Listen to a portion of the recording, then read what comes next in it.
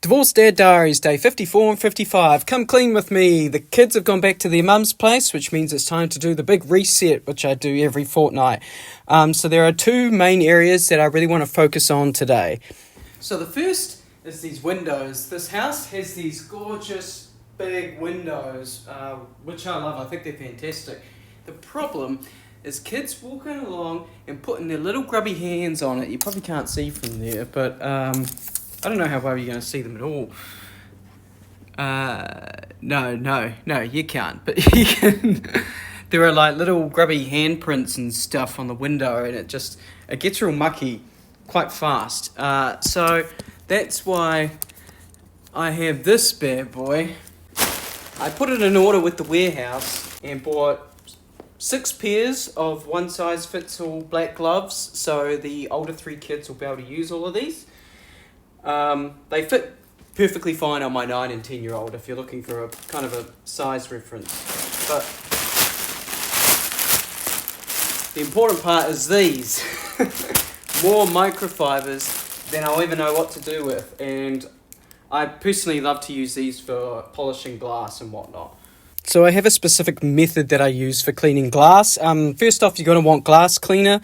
Anything else leaves streaks. This glass cleaner, I believe, is just a budget one that I picked up from like Pack and Save, and it does the trick.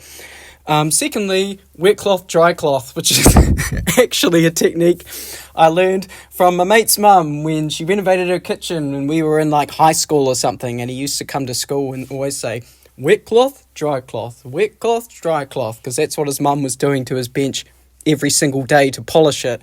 So that's what I use on my windows, which now also includes the stairs because they've got this reinforced glass railing, and you can see a bit of the muck there.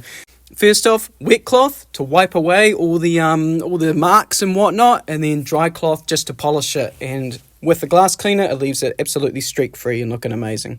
Although cleaning these railings were actually kind of annoying because I kept seeing marks that I thought I'd missed, but then it turns out they were on the other side of the railing. And then when I was cleaning the other side of the railing, I did find some marks that I'd missed. So eventually I got it to the point that I was happy enough.